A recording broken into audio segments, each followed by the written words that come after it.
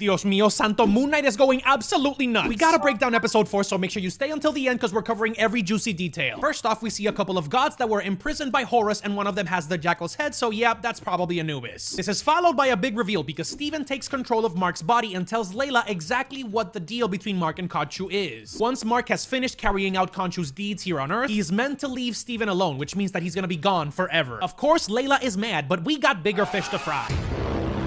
Again, mi familia. Oscar Isaac deserves all of his flowers because every single moment that Mark is arguing with Steven shows his amazing acting range. We are already at episode 4 and they still can't fully trust each other. Steven going as far as to say that Mark shouldn't even come out during the operation, that he should be in control of the body. Listen, I get where Mark's anger is coming from because Steven was mooching on Layla. So, wait, does that mean technically he kissed Layla or Steven kissed Layla? I'm confused. Anyway, we need to catch up to Harrow, and we get a solid bit of explanation both from the mythology and Egyptian history at the entry of the maze. In order to cross it, they need to solve a puzzle, and Steven and Layla figure out that the answer is in the Eye of Horus. The entire structure of the maze is based on this symbol. The Eye of Horus is also the eye of the moon, which means that it represents all of the 6 senses. The eyebrow denotes thought. The point at the end is hearing. The pupils cover sight. Smell and touch are pretty obvious, and then the spiral at the end represents the tongue. Through solving this puzzle, they also figure out that the previous avatar for Amit was also the voice for Amit, which means that they were probably a pharaoh. Boom! Insert horror elements because protecting the tomb are some Heka sorcerer mummies that are sacrificing intruders. These mummified goons are ancient sorcerers that are taking the bodies of the intruders and making mummies out of them. There is a shot of one of the Heka mummies crawling from below the planks. Peak Goosebumps Papa nightmare fuel. It also doesn't help that they're clicking like the zombies from The Last of Us.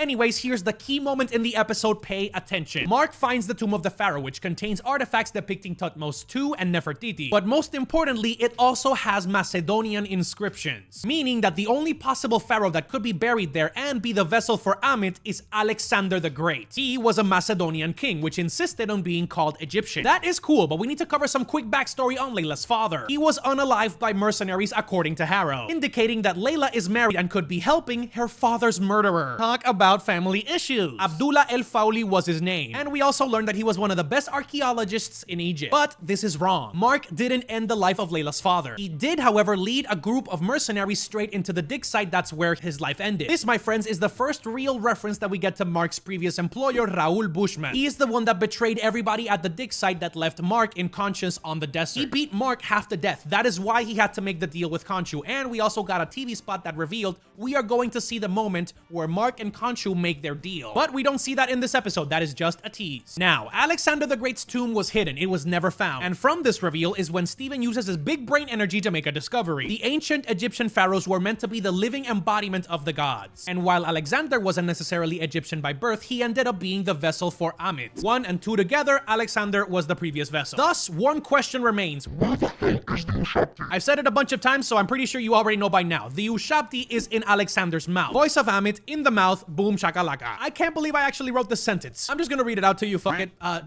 Stephen Grant goes elbow deep into Alexander the Great's corpse. Yes, you heard it right. That's exactly what happens. And there, he finds the One Piece. I'm kidding. He finds the Ushabti. Let me know if my editor ended up putting a Monkey D. Luffy reference because that is peak memes right there. Thank you, girl.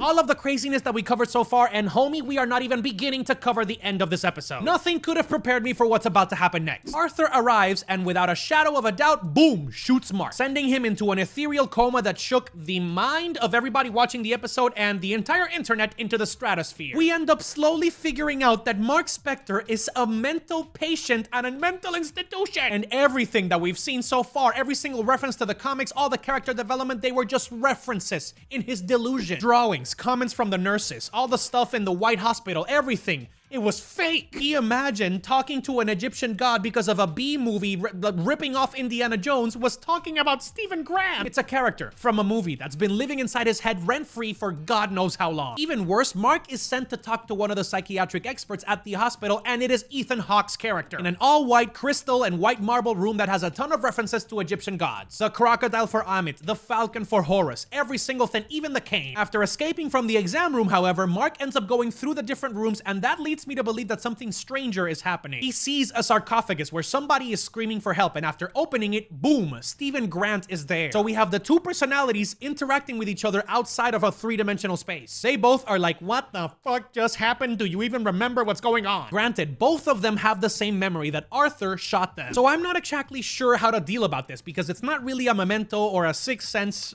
reveal, because they still have memories from what happened in their past, but they're dealing in an inside realm of their mind, of their brain, trying to process everything that's happening in real time. Nevertheless, we see one final sarcophagus that somebody is screaming to high heaven inside. They don't open it, however, and I'm thinking that that's probably Moon Knight. After carefully leaving the room, we have the craziest, most batshit thing that could have happened in the entire episode. They see a dark figure walking from across the hall, and it ends up stopping at the door right in front of them. And instead of it being Harrow, somebody opens the door and boom, it's the freaking hippo goddess Toweret. We literally see an Egyptian goddess in full form, and she's like, hi. Hi. And of course, bloop, end of the episode. If you're like me, this absolutely blew my mind. Everything that we know is a lie. I don't even know where to begin. We're gonna have to wait a little bit more to get more information, because we have nothing. We are starting from ground zero right now. We still have the TV spot, which shows us that Moon Knight is going to be fighting Werewolf by Night. We will also be seeing the deal between Khonshu and Mark. So there has to be some connection. He's either in a coma or something sinister is happening. But now you have a solid idea of where the Moon Knight story is and where it's going. So make sure to like this video, share it with your friends, and subscribe with the notification bell on, because I'm covering every single episode right here on this channel.